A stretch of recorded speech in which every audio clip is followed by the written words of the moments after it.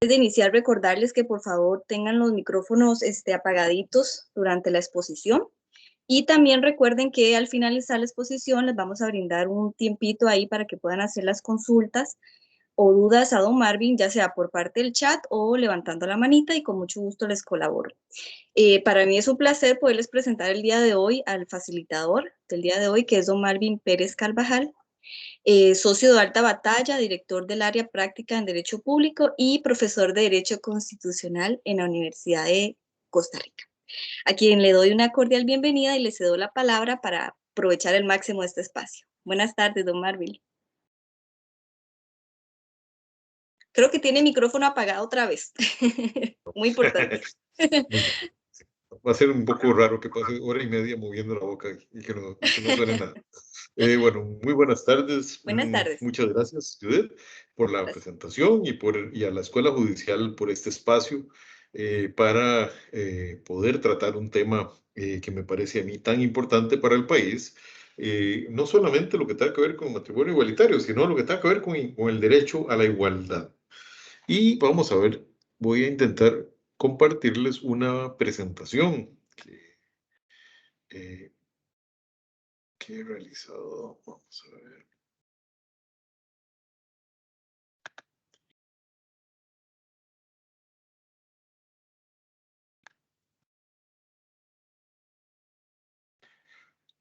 ¿La pueden ver? Sí, señor. Se ve perfecto. Perfecto. Muy bien. Bueno, agradezco mucho a la escuela por tomarme en cuenta. La escuela es un lugar muy querido para mí. Yo fui director de la escuela por 8 años. Indiscutiblemente la labor que la Escuela Judicial realiza es enorme en la formación de aspirantes a la judicatura, de personas que ya están en la judicatura, de aspirantes a la labor en el organismo de investigación judicial y a través de las unidades de capacitación de todas las demás áreas de la judicatura y del Poder Judicial. Pues bueno, este ciclo de videoconferencias tiene una denominación o está basado en el tema del matrimonio igualitario en Costa Rica. Como decía, sin duda alguna, un tema de enorme importancia. Hice sabiendo que las otras sesiones de este ciclo van a ser desarrolladas por personas con un alto conocimiento acerca del tema de forma especializada, quise más bien tratar el tema de una manera más genérica, remontarme un poco a los orígenes en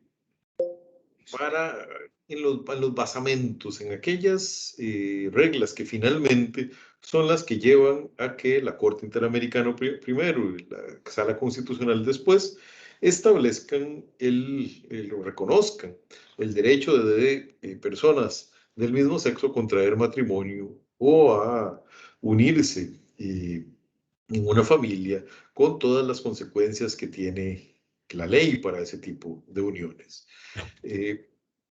Precisamente la hipótesis de la que parto es de que ni la Corte Interamericana ni la Sala Constitucional realmente inventaron nada.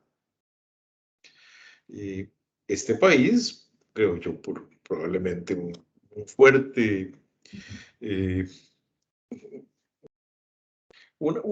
vamos a ver, un síntoma grave de intolerancia, de falta de madurez política, hizo un gran alboroto con estas dos resoluciones. Pero estas dos resoluciones no hacen nada especialmente novedoso. El derecho a la igualdad es reconocido en todos los instrumentos internacionales y nacionales desde que la humanidad existe. De una u otra forma, es un mecanismo previsto en cualquier carta de derechos que se jacte de serlo o de utilizar ese nombre. Entonces, vamos a tratar el tema desde el siguiente ángulo. Primero, ver un poco el concepto de igualdad y el concepto de equidad. hablar un poco del deber de no discriminación, a partir principalmente del derecho internacional de los derechos humanos y particularmente de la jurisprudencia de la Corte Interamericana de Derechos Humanos. Sobre esa misma base analizaríamos las categorías protegidas, las llamadas categorías protegidas, es decir, aquellas condiciones de las personas que deben ser especialmente consideradas antes de establecer una diferenciación de cualquier tipo, también desde el ángulo de la Corte Interamericana. Luego hablaremos del artículo 33 constitucional, que proviene de la Constitución de 1871, prácticamente en los mismos términos en que está consignado hoy en día. Y a partir de esta norma, nos referiremos al principio de no discriminación, protección de la dignidad de la persona humana, razonabilidad de las diferenciaciones que se realicen y acciones afirmativas. Todo ello a partir de sentencias de la Sala Constitucional. Como ven ustedes, la intención nuestra es tratar de demostrar que el principio de igualdad, el principio de no discriminación, es un principio esencial de nuestra sociedad. No es un principio contemporáneo, moderno, de reciente creación, de reciente discusión.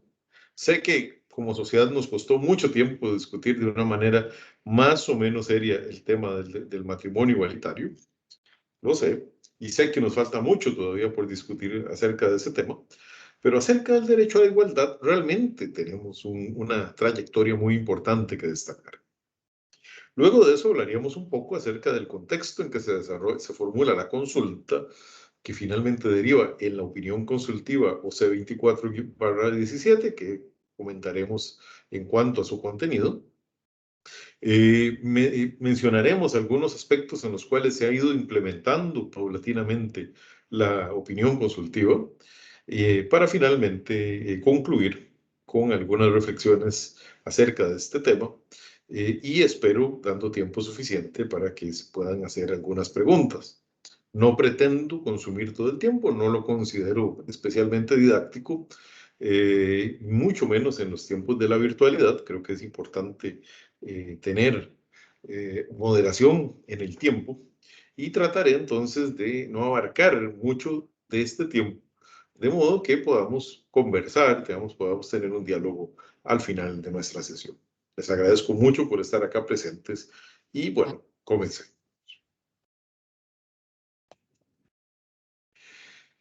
Vamos a ver. Las dos primeras líneas podrían ser utilizadas para definir o para graficar el principio de igualdad. El primer esquema lo que nos dice es que aquellas personas en una situación igual deben ser tratadas de manera igual. Es decir, no podemos hacer distinciones entre dos personas que se encuentren en una situación análoga. No deberíamos establecer esas distinciones. De la misma forma, el mismo principio de igualdad nos dice que si las personas se encuentran en una situación diferenciada, el trato tiene que ser igualmente diferenciado. Tratar de manera igual a las personas con características, con condiciones diferentes, es discriminar finalmente a alguna de ellas. Permitir que todas las personas acudan a la educación pública sin ofrecer oportunidades particulares a personas que tengan una condición socioeconómica menos favorecida, o que sean personas con una discapacidad. Eso lo que hará será generar una discriminación en perjuicio de estas personas. De la misma forma que personas que se encuentren en una situación igualitaria, se les impida acceder a determinados derechos.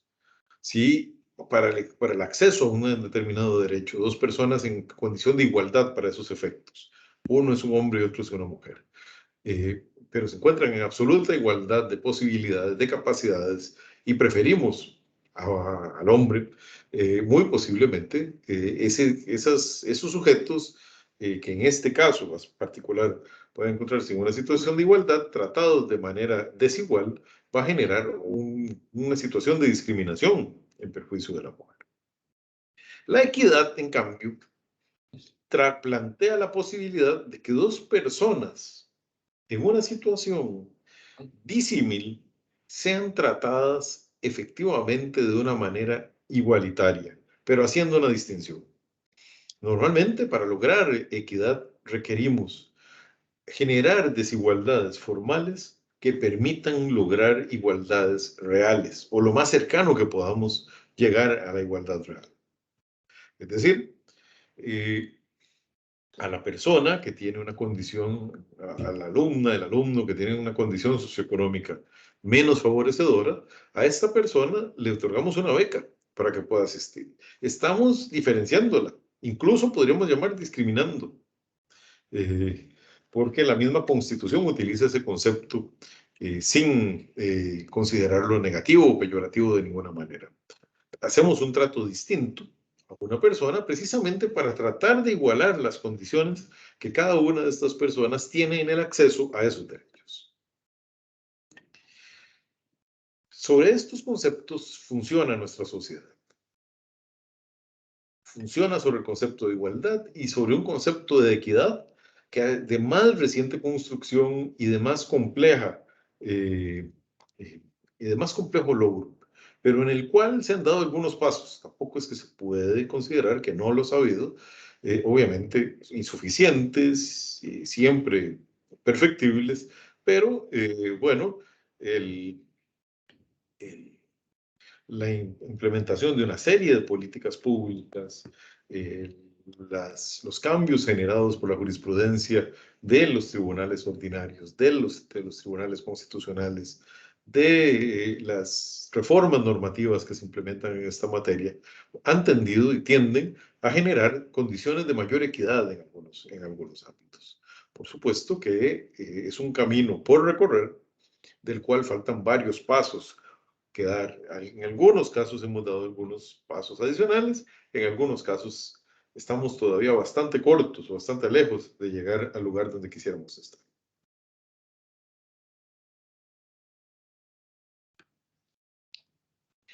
De acuerdo con el diccionario de la Real Academia Española, la igualdad en la ley se refiere a un principio que reconoce la equiparación de todos los ciudadanos en derechos y obligaciones. Es decir, la ley no debe hacer distinciones. La ley no debe servir para discriminar. Y esto es uno de los elementos fundamentales del principio de igualdad. El otro es la isonomía, es decir, la igualdad ante la ley. Es decir, no solo no debemos tener leyes desiguales entre las personas, salvo que busquemos más bien lograr equidad a través de ello, pero nunca discriminar. No solamente no podemos generar en la ley distinciones, sino que en la aplicación de la ley que es la misma para dos sujetos, para dos personas, en condiciones distintas, no podemos aplicar esa ley de manera indistinta, salvo, como les mencionaba, cuando buscamos a través de acciones afirmativas lograr la equidad.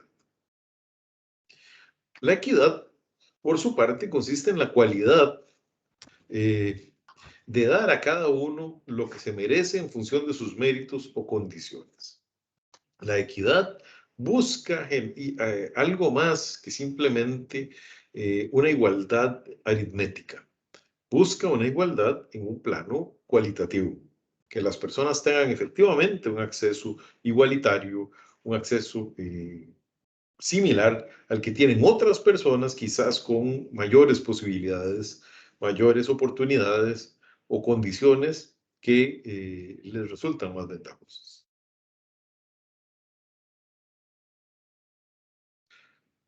De ahí que consideramos que lo primero quizás que habría que analizar es el deber de no discriminación.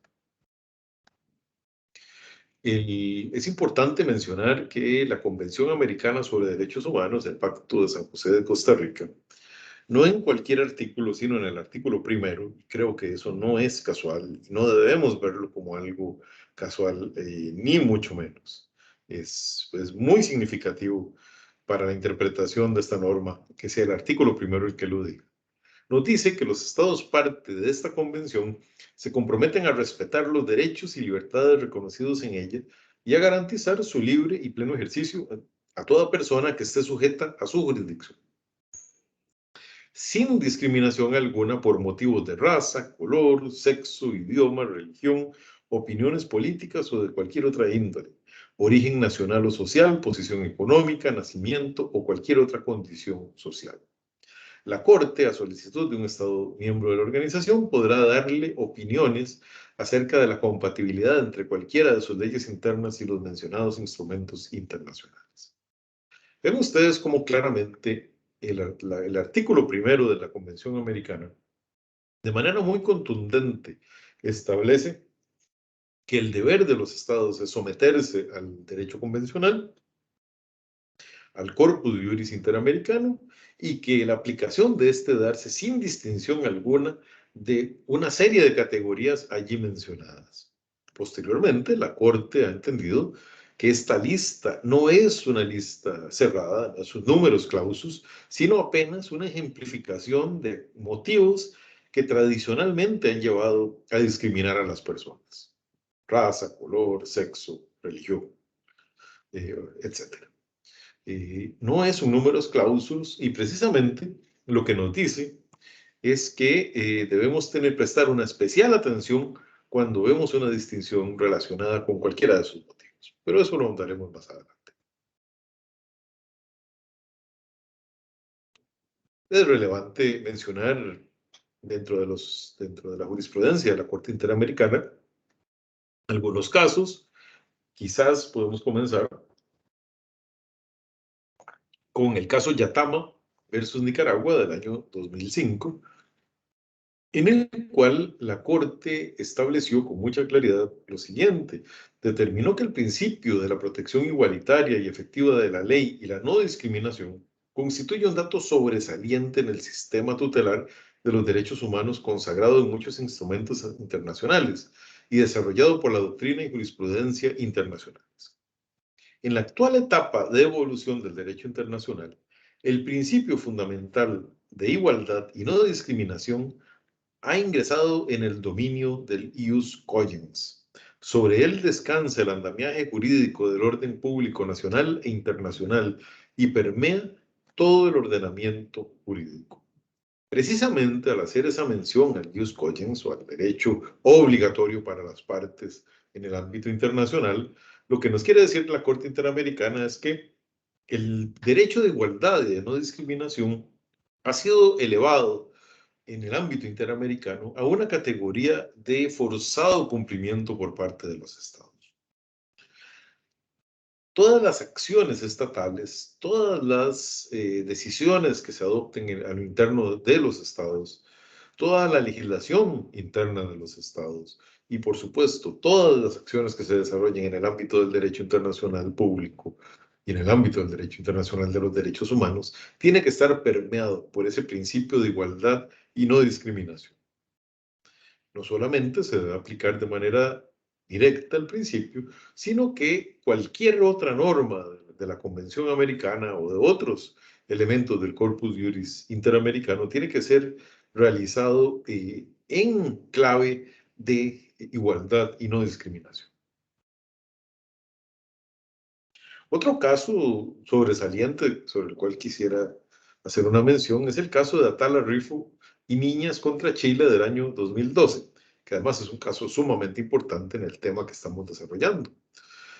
Nos dice que sobre el principio de igualdad ante la ley y la no discriminación, la Corte ha señalado que la noción de igualdad se desprende directamente de la unidad de naturaleza del género humano y es inseparable de la dignidad esencial de la persona, frente a la cual es incompatible toda situación que, por considerar superior a un determinado grupo, conduzca a tratarlo con privilegio, o que, a la inversa, por considerarlo inferior, lo trate con hostilidad o de cualquier forma lo discrimine del goce de derechos que sí se reconocen a quienes no se consideran incursos en tal situación. Claramente, este trecho que estoy citando de Atala Rifo y Niñas versus Chile, con mucha claridad establece otro elemento importante. Recordemos que acabamos de ver el elemento del ius cogens.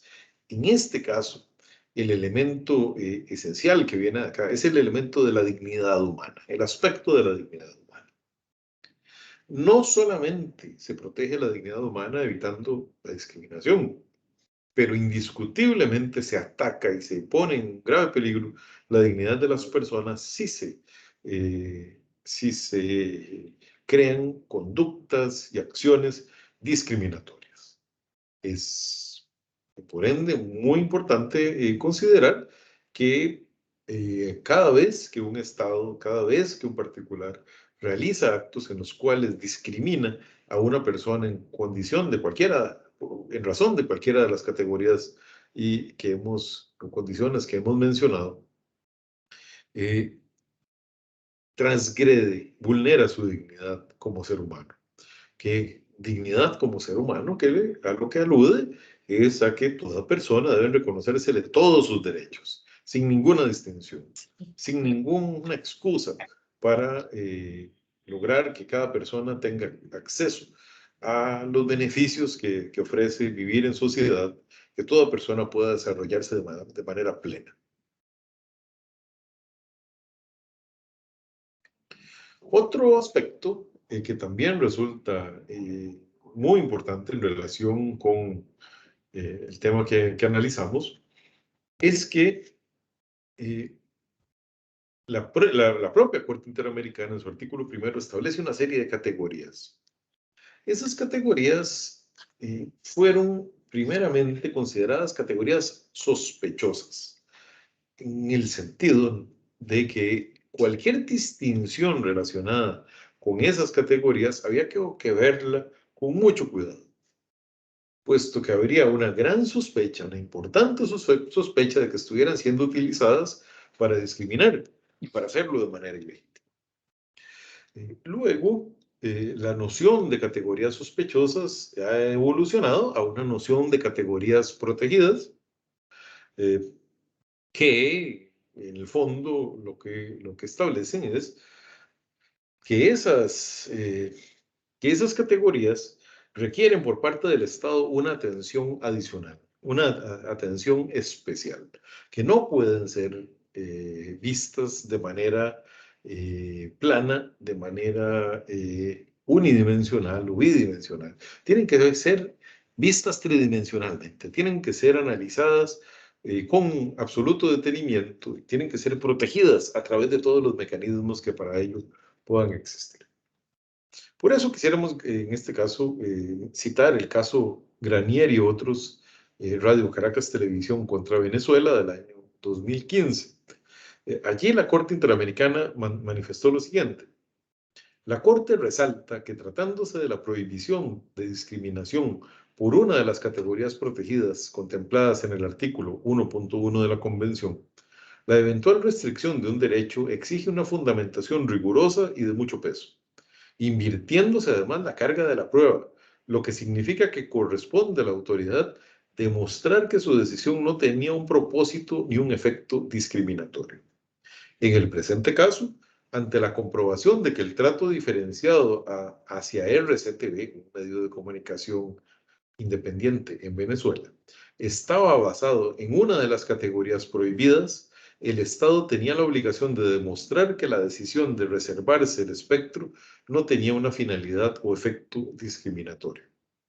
Lamentablemente, desde hace algunos años, hemos experimentado situaciones cada vez más recurrentes de ataques de aparente baja intensidad contra los derechos fundamentales en la región.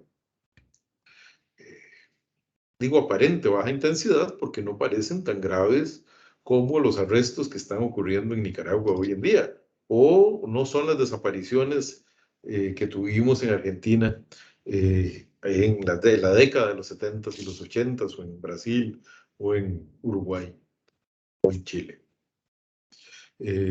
Pareciera más bien que los ataques tratan de tener una apariencia menos grotesca, aunque tenga un efecto similar. Y uno de ellos es utilizar eufemismos de todo tipo para lograr una finalidad autoritaria, de restricción ilegítima de los derechos.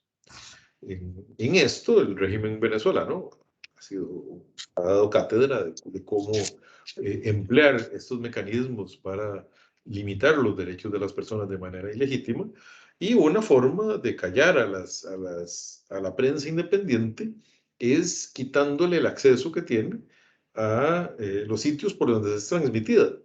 En este caso, el espectro radioeléctrico, que es por donde transcurren las ondas de radio, es un bien de dominio público, así es considerado también en nuestro país, y establecer o que el Estado tenía que recuperar estos bienes de dominio público por cualquier razón, pero ensañándose particularmente con aquellos medios que son críticos al régimen, pues evidentemente genera un grado de sospecha mayúsculo. Más que sospecha, tenemos certeza de cuál es aquí la condición. Pero, bueno,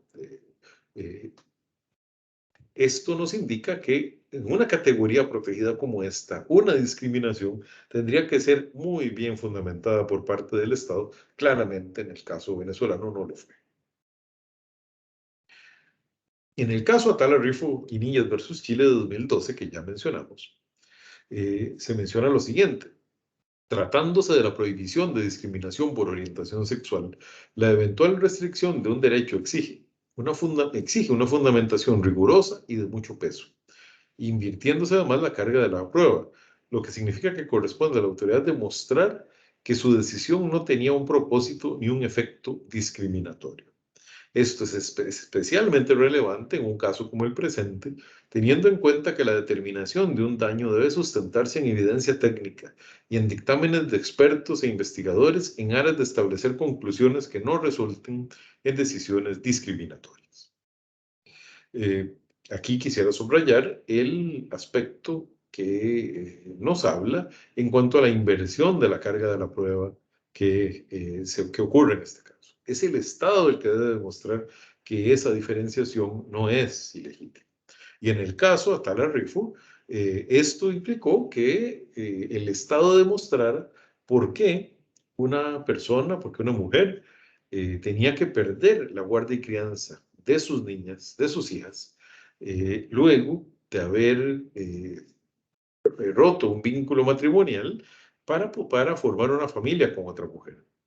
Ante una situación como esa, el Estado tiene que ser muy claro en cuanto a demostrar que no es la orientación sexual el elemento que está llevando a que los tribunales determinen la pérdida de la guardia y crianza por parte de la madre. Y es el tema precisamente que queríamos resaltar. Finalmente, en este aspecto de las categorías protegidas, la OCDE 18-2003 nos dice lo siguiente, y bueno, importante mencionarla porque la OCDE 18-2003 es 15 años anterior a la OCDE 24. Sin embargo, ya estableció lo siguiente. En cumplimiento de dicha obligación, los estados deben abstenerse de realizar acciones que de cualquier manera vayan dirigidas directa o indirectamente a crear situaciones de discriminación de iure o de facto.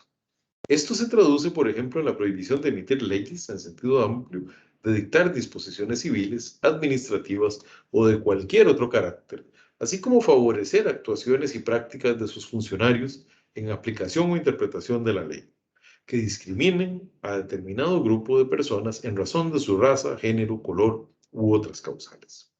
Aquí, el aspecto que quisiéramos destacar de este párrafo 103 de la OCDE 18 es precisamente que el derecho a la igualdad y no discriminación también establece una obligación de abstención del Estado, una obligación negativa del Estado para no desarrollar actuaciones no llevar adelante prácticas, no implementar políticas, no aprobar leyes o reformas constitucionales que se traduzcan en un acto discriminatorio. Lamentablemente, en nuestro país, lo que hemos visto en años recientes es que cualesquiera normas que procuren dar igualdad de derechos son rechazadas por nuestros órganos de representación, particularmente por la Asamblea Legislativa, y en cambio han sido promovidos una serie de proyectos de ley, proyectos normativos de diferente naturaleza, que más bien tienden a ser discriminatorios. Ninguno de estos, salvo excepciones muy contadas, quizás la inclusión en la forma en que está de la objeción de conciencia en la ley general de servicio público, de empleo público, es uno de esos ejemplos, pero en su gran mayoría estas disposiciones no han prosperado. Sin embargo, incluso si vemos las proyectos de reforma constitucional que existen en este momento en la corriente legislativa, varios tienden a retroceder en materia de derechos humanos. Y particularmente y especialmente en lo que atañe al derecho a la igualdad, que pareciera ser el gran atacado, la víctima más frecuente de los ataques por parte de las personas. Está avisando esto que la red no tiene en este momento la mejor calidad. Voy a quitar la cámara, si me permiten, para asegurar tener pues todo el ancho de banda destinado a la voz. Y espero que se esté escuchando adecuadamente. Muy bien.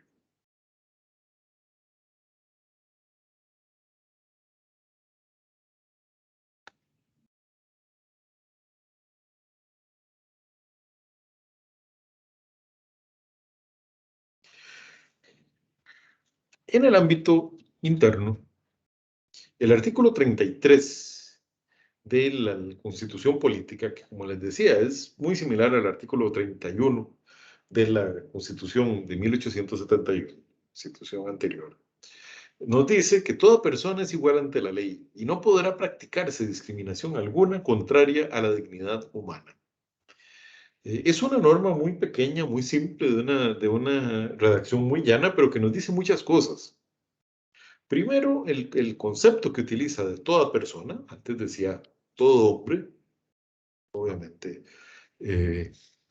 fue modificada y actualizada en su momento, porque nunca quiso regular únicamente situaciones del género masculino, sino de cualquier persona. Es igual ante la ley. Aplica el principio de isonomía y no podrá practicarse discriminación alguna contraria a la dignidad humana. Es decir, esta norma, por un lado, prohíbe la aplicación de discriminaciones contrarias a la dignidad humana y por otra pareciera permitir y al mismo tiempo, diría yo, exigir la realización de discriminaciones o diferenciaciones que más bien atiendan a favorecer la dignidad humana. Dice mucho una norma que aparentemente es tan simple como la que acabamos de ver. De ahí podemos derivar al menos 4 grandes principios: no discriminación, protección de la dignidad humana, razonabilidad de las diferenciaciones que se hagan y una autorización para la realización de acciones afirmativas. Y vamos a ver estos conceptos a la luz de la jurisprudencia constitucional, también a través de ejemplos particulares. En cuanto al principio de no discriminación, quisiéramos citar la sentencia 2013-3090 de la Sala Constitucional, en la cual, en lo conducente, nos dice que no puede ser razonable una declaración de interés público de una actividad en que una conferencia revierte en una estigmatización de un grupo de la población y un potencial daño a su salud. Asimismo, No puede haber lógica alguna en que la ministra de Salud afirme que las terapias para curar la homosexualidad conllevan riesgos para la salud por cuanto no se está ante una enfermedad y simultáneamente propicie que el Poder Ejecutivo declare de interés público una actividad en la que uno de sus conferencistas precisamente viene a promocionar exactamente lo contrario a lo que sostiene, con el agravante de que, según la ministra, se trata de una tesis que implica riesgos a la salud de las personas, por lo que no la recomienda. En este caso, eh, básicamente era una actividad académica que se iba a desarrollar en el año 2013. Y en esta actividad, una conferencista, una persona, llegaba a referirse a las bondades de la terapia digamos, de normalización sexual. Lo que desde la perspectiva de esta persona pudiera ser curar el, el, el mal que estuviera de una u otra forma llevando a una persona a tener una orientación sexual que no era la que consideraba esta persona, era la única posible o la única aceptable. Pues la Sala Constitucional dice que no se opone a que se realice esa actividad, considera que está protegida por la libertad de expresión, pero que el Estado no puede declararla de interés público. Una declaratoria de interés público implica que todas las instituciones del Estado contribuyan de una u otra forma o puedan contribuir a que esta actividad tenga éxito. Y no podría declararse de interés público una actividad en la cual se va a defender una idea contraria a una visión del Estado. El Ministerio de Salud expresamente había considerado que, como obviamente corresponde, no hay ninguna base científica para semejante ocurrencia, como son las terapias de conversión, sino que además incluso son lesivas, denigrantes de la dignidad de la persona e incluso pueden ser fuertemente lesivas de su salud mental y eventualmente incluso física. Por todas estas razones, la sala considera entonces que no puede el Estado, no es posible para el Estado discriminar. Y este es un punto enormemente relevante. Protección de la dignidad humana. En la sentencia 2007-11-485 de la Sala Constitucional nos dice lo siguiente.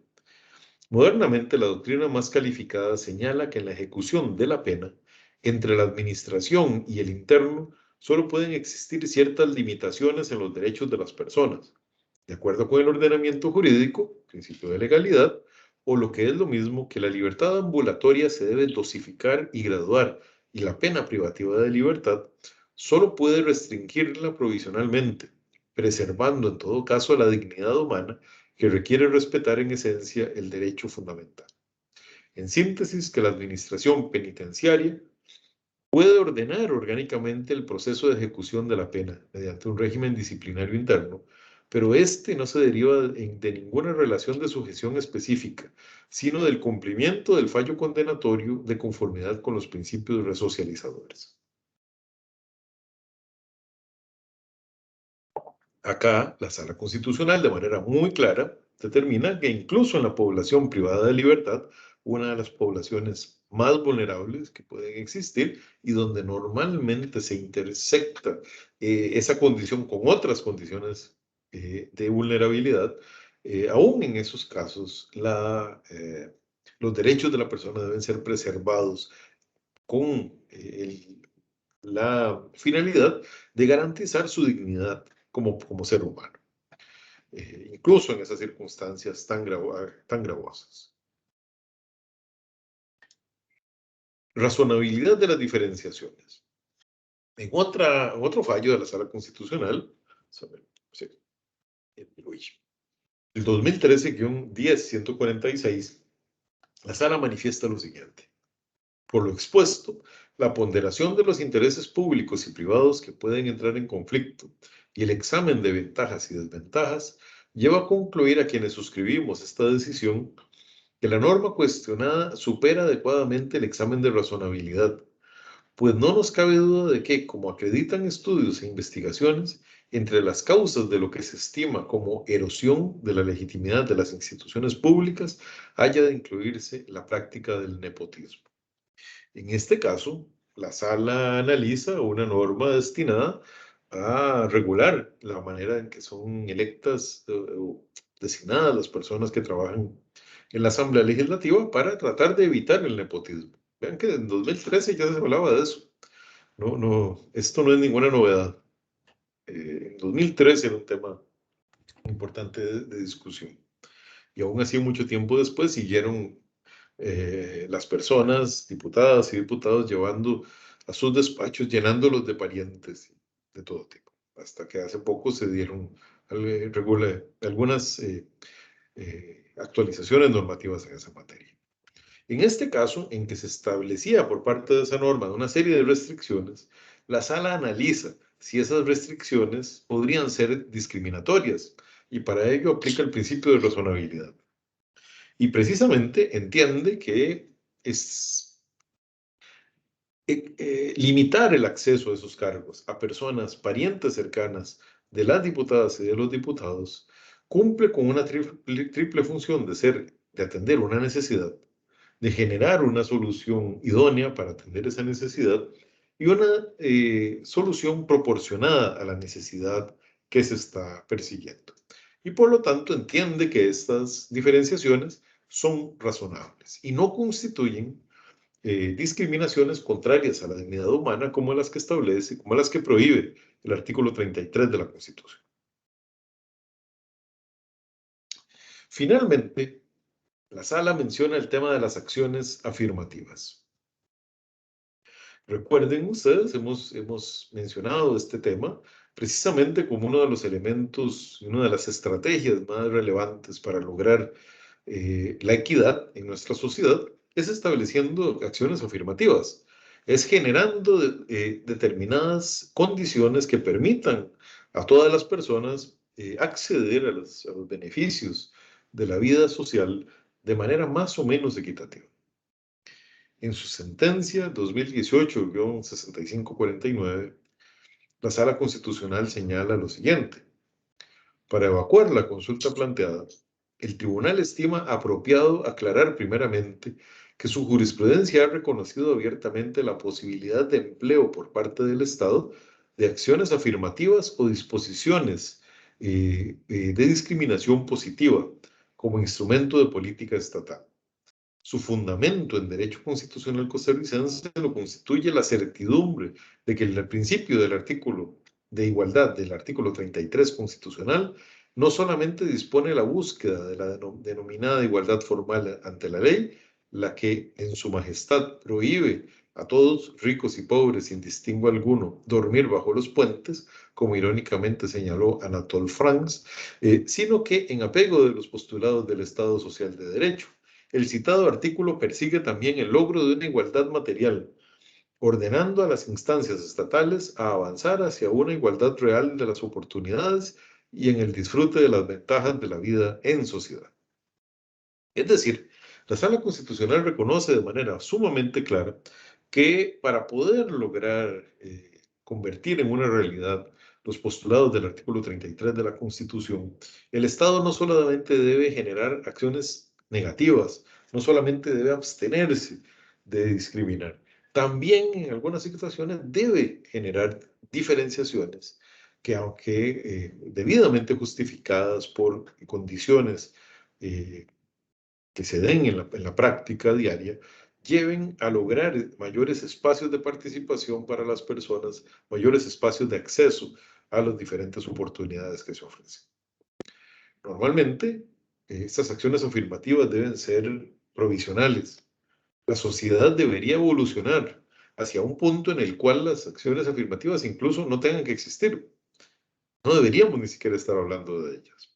Sin embargo, como nuestra sociedad no es exactamente igualitaria y además le cuesta mucho avanzar hacia una mayor equidad, las acciones afirmativas tienen la ventaja de favorecer, de facilitar un movimiento hacia la equidad, hacia la igualdad.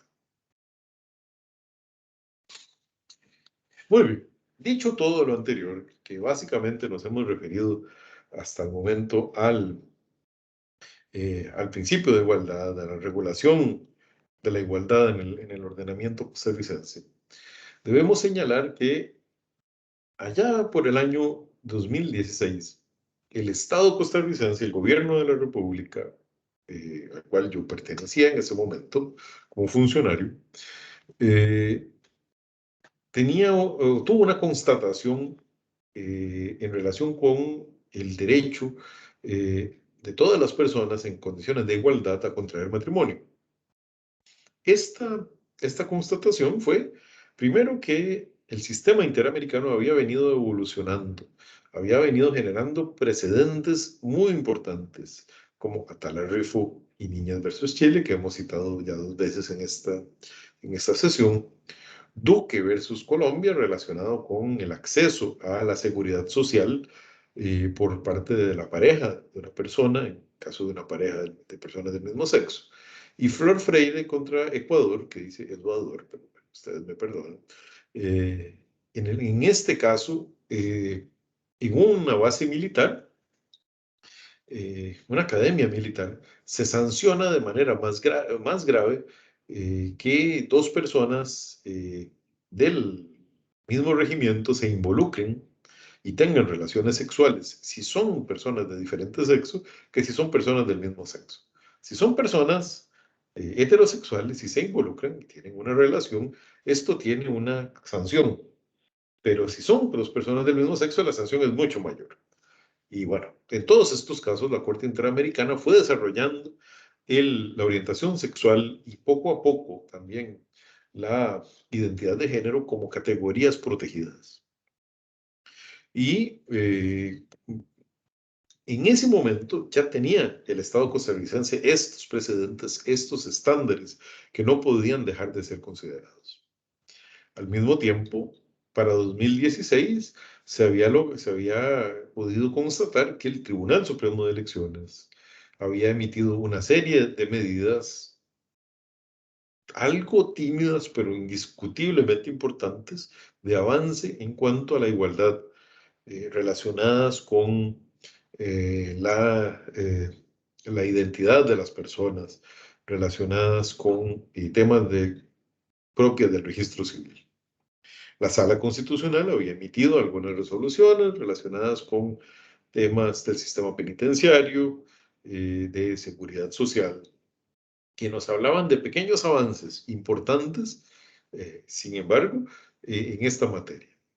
El Poder Ejecutivo había emitido desde hacía un tiempo algunas regulaciones para prohibir la discriminación por orientación sexual en los sitios de trabajo, para favorecer el establecimiento de reglas cada vez más comunes a todas las personas, sin discriminación. Y entonces esto hace que se esté en una situación en la cual los avances pequeños y modestos, importantes pese a ello, habían logrado desarrollarse, pero no se había logrado ir más allá. Quien debió haber resuelto este impasse debió haber sido la Asamblea Legislativa. Su obligación era haber emitido normas que eliminaran esta situación de discriminación. Sin embargo, sabemos muy bien que la Asamblea Legislativa no lo hizo. Y en vez de constituirse en un foro para lograr que los avances ocurrieran, se convirtió en un foro para evitar que los avances se dieran. Ante esta situación, ante la imposibilidad por parte del Ejecutivo, pese a convocar los proyectos de ley, pese a promover la posibilidad de que estos cambios se dieran, la alternativa que le correspondió fue la formulación de una consulta en mayo de 2016 a la Corte Interamericana, en la cual le pregunta básicamente 2 cosas. Uno, si el procedimiento actualmente previsto para el cambio de nombre de una persona puede, a partir de su propia identidad de género, ser más simple del que actualmente se tiene. Porque el procedimiento actual es engorroso, es caro, es estigmatizante, la persona tiene que hacer una publicación. Si esto no era contrario al derecho convencional. Y por otro lado, le dice que sí, se puede considerar que a partir del Corpus Juris Interamericano, las relaciones entre personas del mismo sexo pueden tener la misma protección que tienen las relaciones entre personas heterosexuales. Y bueno, eh, hace estas consultas el Estado de Costa Rica, liderado en su momento por la segunda vicepresidenta de la República, por doña Ana Elena Chacón, y con una participación directa de la presidencia y de la Cancillería. Se da desde 2016, no en 2018 ni cerca de las elecciones, o como mucha gente suele mencionar, que de alguna forma eh, la, se presenta para polarizar la sociedad, pues realmente se presenta para tratar de lograr eh, superar una discriminación histórica que no estaba siendo debidamente abordada por la Asamblea Legislativa. Y se da a la mitad del periodo, precisamente cuando los gobiernos se van dando cuenta que les queda poco tiempo para lograr cambios de relevancia. De manera tal que formula el Estado de Costa Rica en 2016. Aquí es importante considerar que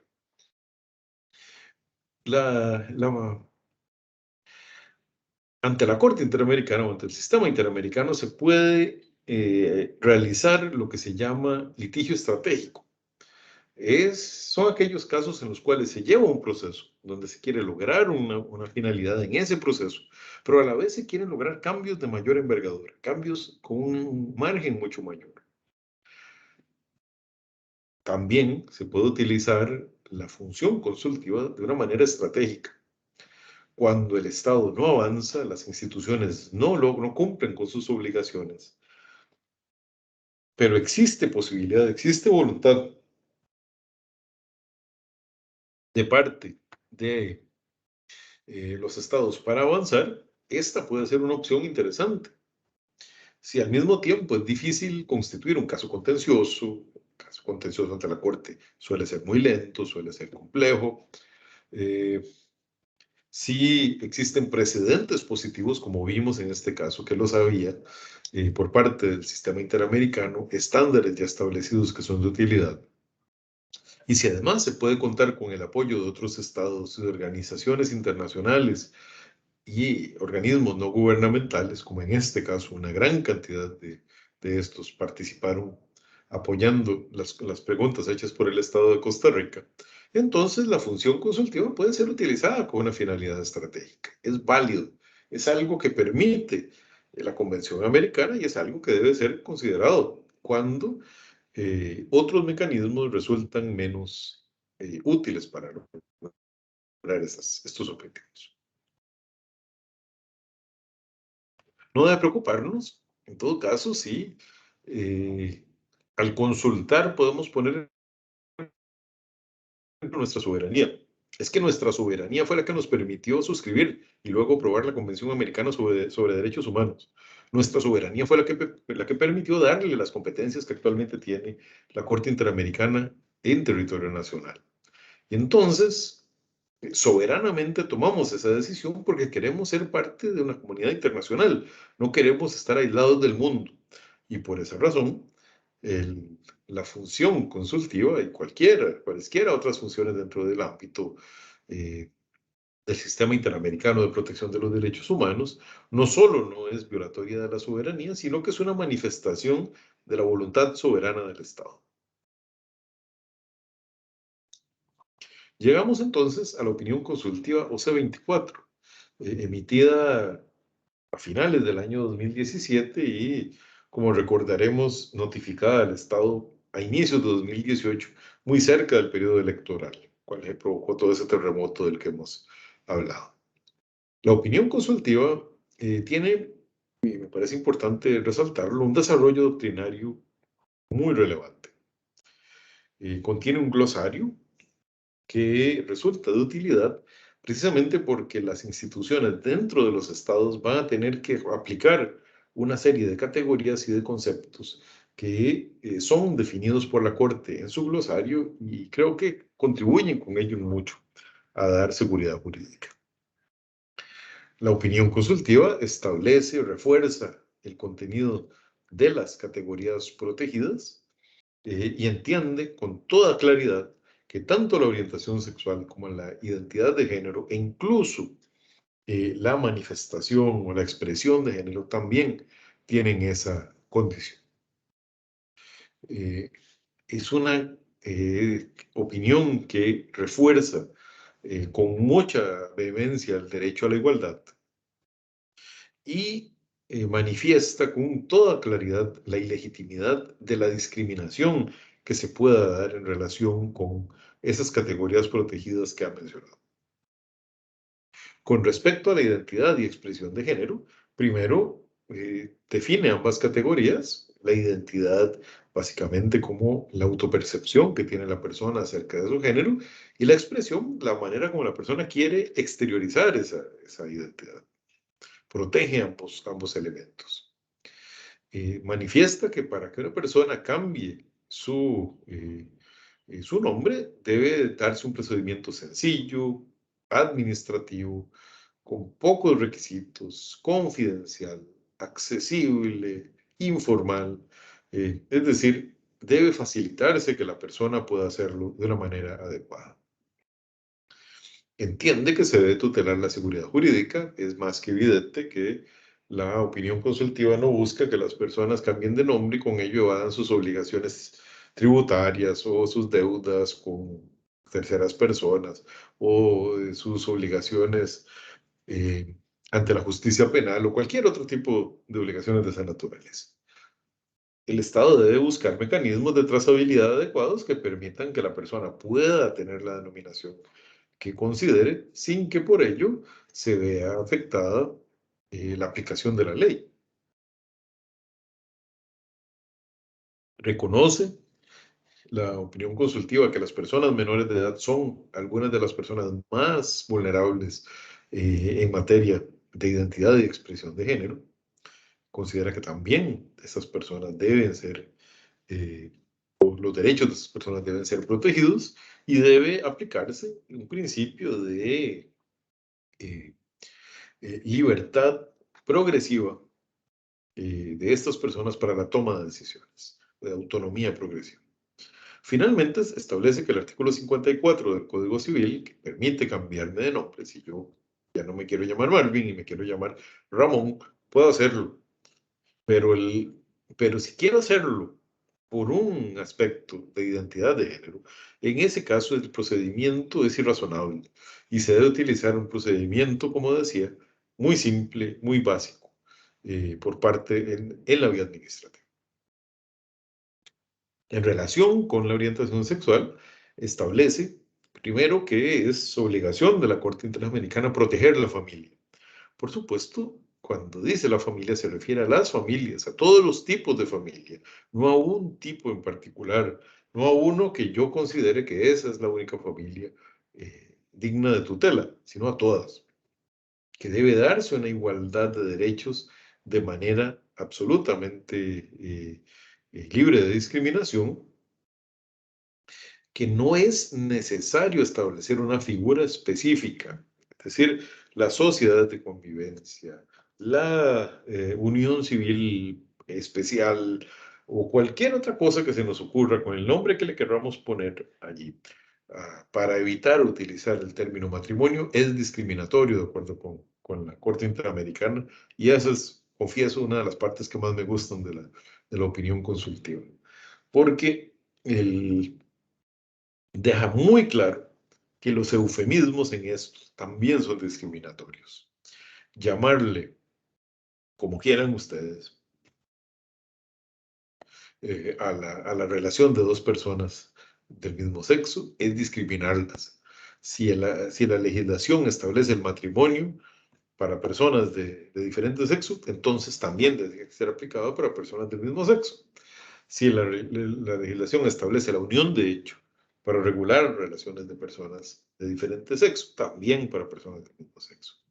Y finalmente el párrafo 228, que siempre cito con mucho entusiasmo, me parece una genialidad de parte de la Corte Interamericana, en la cual determina que los estados deben aplicar de inmediato las instituciones del derecho de familia previstas para parejas heterosexuales a las parejas de personas del mismo sexo.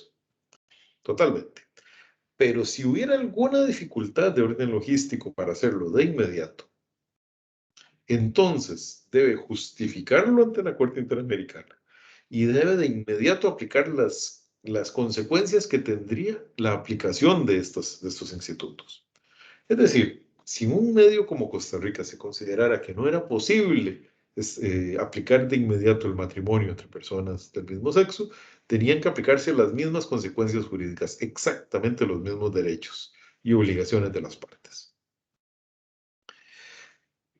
Bueno, finalmente la Corte emite su opinión. Esta cae como una bomba atómica aquí en el país. Yo creo que una gran sobrereacción de parte de muchos actores.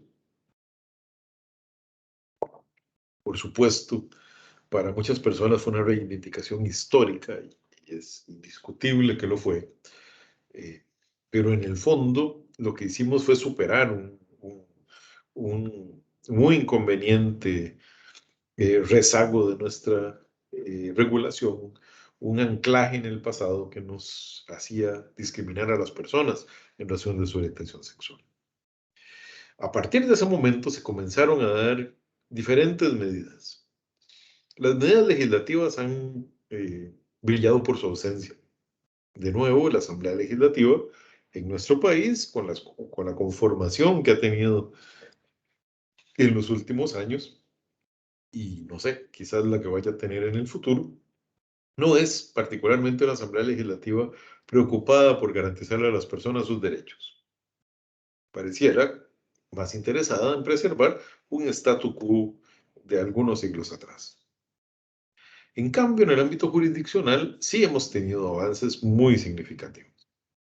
La justicia de familia ha comenzado a casar personas, a tomar decisiones a partir de relaciones matrimoniales y de unión de hecho entre personas del mismo sexo.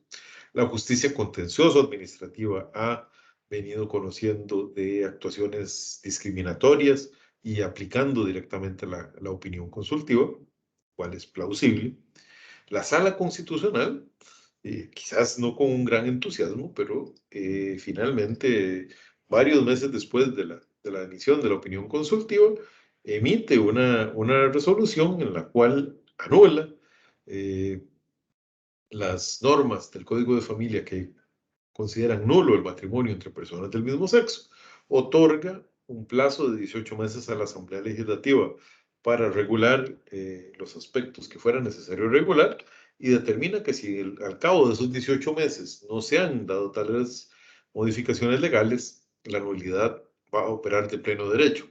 Claramente y obviamente nuestra Asamblea Legislativa no hizo nada y a los 18 meses entró a regir el matrimonio entre personas del mismo sexo y de hecho estas dos muchachas de la foto fueron la primera pareja que contrajo matrimonio basada en esa regulación. Medidas administrativas se han dado. El Tribunal Supremo de Elecciones ha emitido algunas, principalmente en relación con identidad de género. El Consejo Superior Notarial le costó mucho, pero finalmente terminó cediendo ante la realidad. Poco después de la emisión de la opinión consultiva tuve mucha actividad académica, lo confieso. Me correspondió hablar en diversos ámbitos sobre esta materia. En una me tocó hablar con los notarios. Fue una de las más particulares. Algunos notarios, estaban preocupados porque ellos tienen la obligación de leerle a los contrayentes las normas del Código de Familia aplicables al vínculo que van a contraer. Y les preocupaba cómo les iban a leer la norma que decía que las obligaciones de carácter económico en la familia recaen principalmente en el hombre. Entonces, tenían una duda, ¿cómo hacerlo si eran dos hombres o si eran dos mujeres? ¿Sí? No merece la pena aquí hacer un gran comentario sobre esto, pero es un buen ejemplo de cómo la resistencia a estos temas fue importante, muy importante, y todavía existe una fuerte resistencia, pero esta poco a poco ha venido siendo superada. El Poder Ejecutivo al mismo tiempo ha buscado mecanismos a través de la Dirección General de Migración y Extranjería por el tema de los pasaportes, o de los DIMEX, es decir, una serie de medidas para ir implementando la opinión consultiva. Al punto que consideramos que actualmente los cambios son irreversibles. Con decisiones tan serias y tan fuertes del Tribunal Contencioso Administrativo, de criterios de la Procuraduría General de la República y de cada vez más direcciones jurídicas dentro del Estado, pareciera ser que finalmente vamos a aceptar que todas las personas dentro de la sociedad tenemos los mismos derechos y que unos no podemos discriminar a los demás solo porque no se parecen o tienen algún elemento, alguna condición distinta de la nuestra, alguna orientación, alguna condición, alguna situación que es diferente de la nuestra. No es admisible la discriminación por estas razones.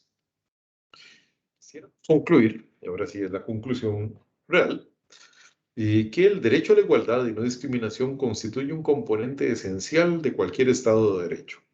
Es una norma básica de todos los sistemas internacionales de derechos humanos. Ningún Estado puede generar discriminaciones por identidad de género y orientación sexual, sin lesionar los derechos a la identidad, a la autonomía de la voluntad, a la no injerencia en la vida privada y a la familia, entre otros. La opinión consultiva OC24 y la jurisprudencia constitucional que la siguió no hace sino reconocer el derecho a la igualdad. No se trata de derechos nuevos, sino de la noción de que todas las personas somos iguales en dignidad y derechos. La Corte ni la Sala han inventado ningún derecho que no existía. Solamente han recordado que nuestro sistema interamericano de derechos humanos, que el derecho internacional de los derechos humanos en general, que la Constitución costarricense y las constituciones de todos los países que tengan un sistema republicano se basan en la igualdad y en la no discriminación. Por esa razón, las decisiones tomadas son precedentes muy importantes. Sin duda alguna son de gran relevancia porque logran revertir una situación histórica absolutamente inadmisible, pero lo cierto, a final de cuentas, es que no constituyen una gran novedad. Lo que hacen es reconocer lo que ya sabíamos que existía. Y termino con ese acto simbólico que generó tanta tinta, tantas protestas y sigue generando tantos derramamientos de bilis para tanta gente, porque en algún momento el gobierno de la República puso a la par de la bandera de Costa Rica una bandera que lo que significa es que a todas las personas se les debe tratar de manera igualitaria. Muchas gracias y quedo atento a sus consultas.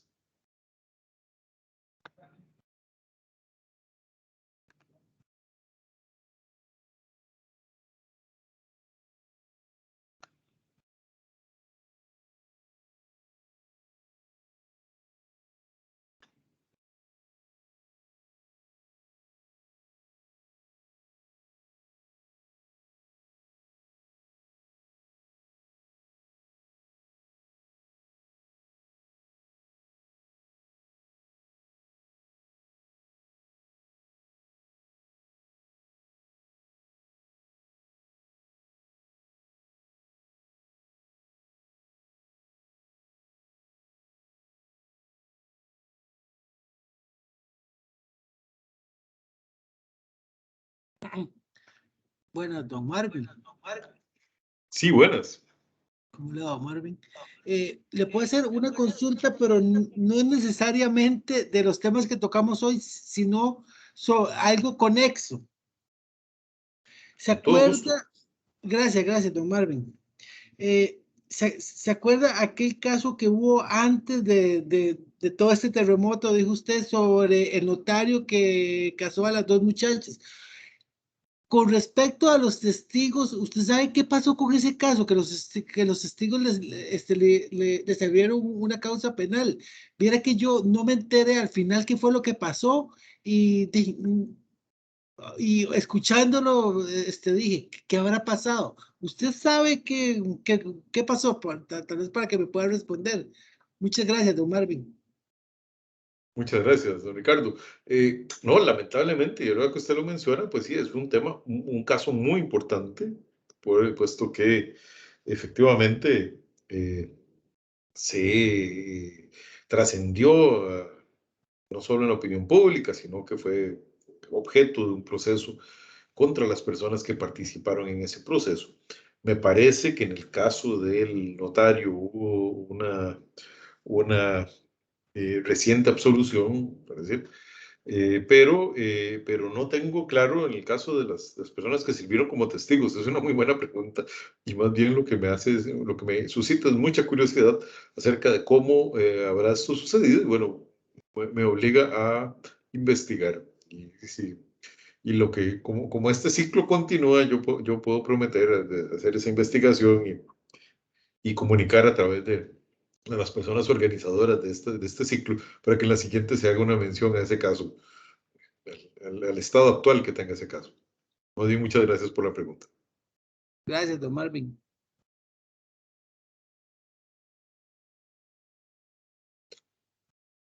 Me parece que alguien había...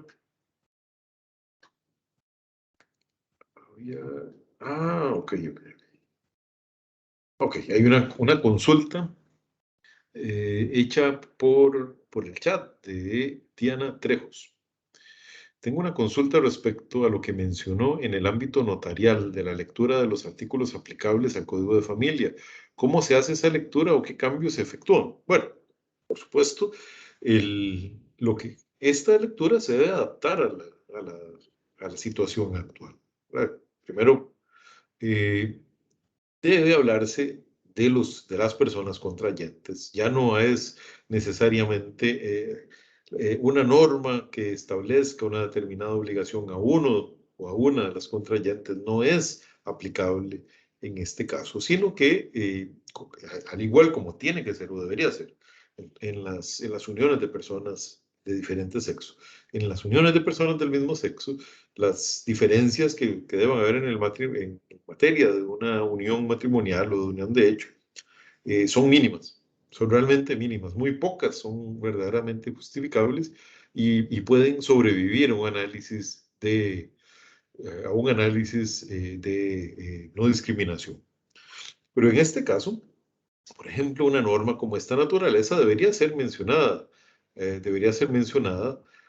por supuesto. Sí, como bien menciona Luis Diego, esa norma se modificó, es cierto, el artículo 35 se modificó. Sin embargo, quedan por ahí algunos resabios en el Código de Familia de algunas normas que podrían establecer, que podrían establecer el- el- la una situación diferenciadora. Muchas Sin embargo, y aún si no hubiera sido hecha esa reforma, y pues, contestándole a Diana, me parece que la lectura tiene que ser adaptada a la situación actual. Recordemos que por encima del Código de Familia o de cualquier otra norma legal está la Convención Americana sobre Derechos Humanos, cuya interpretación corresponde de manera auténtica a la Corte Interamericana y ya lo es. Usted iba a decir algo, Diana, pero...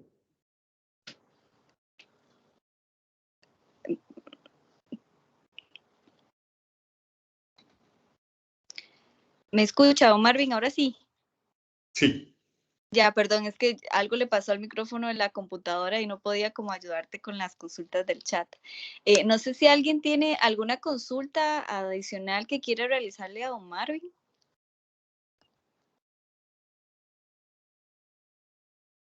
No, bueno. Bueno, Marvin, muchísimas gracias por este espacio que nos pudo brindar y sacamos el mayor provecho a este ratito que nos pudiste acompañar.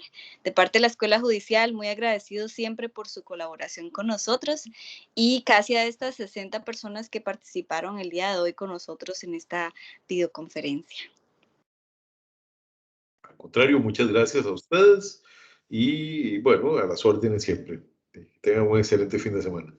Gracias, igualmente. Gracias, compañera de la Escuela Judicial. Gracias, don Marvin. Un gusto escuchar esta conferencia. Muy agradecida por todas sus aportaciones. Mi nombre es Luz Amelia. Mucho gusto.